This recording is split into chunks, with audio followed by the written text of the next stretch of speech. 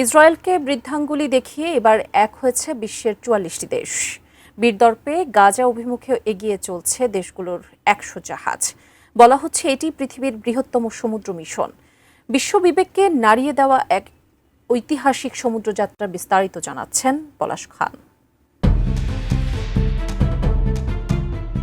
অনেক হয়েছে ধৈর্যের পরীক্ষা।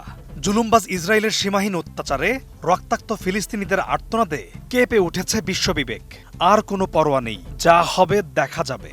অত্যাচারে ইসরায়েলের রক্তচক্ষু উপেক্ষা করে ইউরোপ থেকে গাজা অভিমুখে যাত্রা শুরু করেছে এক বিশাল নৌবহর। ক্ষুধার্ত, তৃষ্ণার্ত এবং রক্তাক্ত গাজাবাসীর জন্য মানবিক সহায়তা পৌঁছে দিতেই এই বিশাল সমুদ্রযাত্রা, যেখানে অন্তত ৪৪টি দেশের প্রতিনিধি এবং প্রায় ১০০ জাহাজ একত্রিত হয়েছে। সংগঠকরা এই অভিযানকে বিশ্বের বৃহত্তম সমুদ্র মিশন হিসেবে আখ্যা দিয়েছেন। এই নৌবহরের প্রথম অংশে ডজন খানেক ছোট আকারের জাহাজ রয়েছে, যা চিকিৎসক, মানবিক কর্মী, স্বেচ্ছাসেবী এবং জরুরি সাহায্য সামগ্রী বহন করছে। নৌবহরটি গেল ৩১ আগস্ট স্পেনের বন্দর থেকে যাত্রা শুরু করেছে এবং ৪ সেপ্টেম্বর তিউনিসিয়ায় গিয়ে দ্বিতীয় দলে যোগ দিয়েছে। গ্লোবাল সুমুদ ফ্লোটিলার তথ্য মতে বিশ্বের ৬টি মহাদেশের বিভিন্ন দেশ এই সমুদ্র যাত্রায় অংশ নিচ্ছে, যার মধ্যে রয়েছে স্পেন, অস্ট্রেলিয়া, ব্রাজিল, দক্ষিণ আফ্রিকা এবং ইউরোপের বিভিন্ন দেশ। অংশগ্রহণকারীরা কোনো সরকার বা রাজনৈতিক দলের সঙ্গে সম্পর্কিত নন। তারা গাজার নিপীড়িত মানুষের জন্য নিজেদের উদ্যোগেই এই মিশন হাতে নিয়েছে। RICL TMX, যুগের পর যুগ স্থাপনা থাকে মজবুত। নৌবহরটি ৪টি প্রধান কোয়ালিশন দ্বারা পরিচালিত হচ্ছে। এই অভিযানে স্বেচ্ছাসেবী, মানবিক কর্মী, চিকিৎসক, শিল্পী, ধর্মীয় নেতা, আইনজীবী, সমাজবিদ এবং নাবিকরা একসঙ্গে অংশ নিয়েছেন।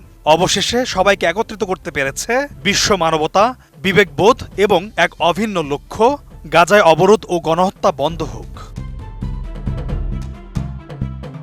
বার্সেলোনার প্লাকা ডেল রেইতে মিডিয়া ব্রিফিংয়ে জানানো হয়েছে, নিরাপত্তার কারণে নির্দিষ্ট জাহাজ ও বন্দরের তথ্য প্রকাশ করা হবে না। তবে প্রায় ৩,০০০ কিলোমিটার পথ সম্পন্ন করতে ফ্লোটিলার প্রায় ৭ থেকে ৮ দিন সময় লাগবে বলে ধারণা করা হচ্ছে।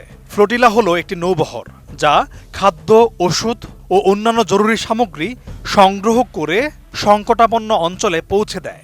যখন বিমান বা স্থলপথ বন্ধ বা অনিরাপদ থাকে, তখন এই ধরনের অভিযান পরিচালিত হয়। ইসরায়েল ২০০৭ সালের পর থেকে গাজার আকাশ ও জলসীমা কঠোরভাবে নিয়ন্ত্রণ করছে, যা পণ্য ও মানুষের চলাচলকে সীমিত করেছে। তাই গাজার অবরোধ ভাঙতে এবং মানবিক সহায়তা পৌঁছে দিতে এই ফ্লোটিলা সমুদ্র পথে এগিয়ে যাচ্ছে। পাশাপাশি একটি শক্তিশালী বার্তা দিচ্ছে যে অবরোধ অবিলম্বে শেষ হতে হবে। পলাশ খান, ATN নিউজ।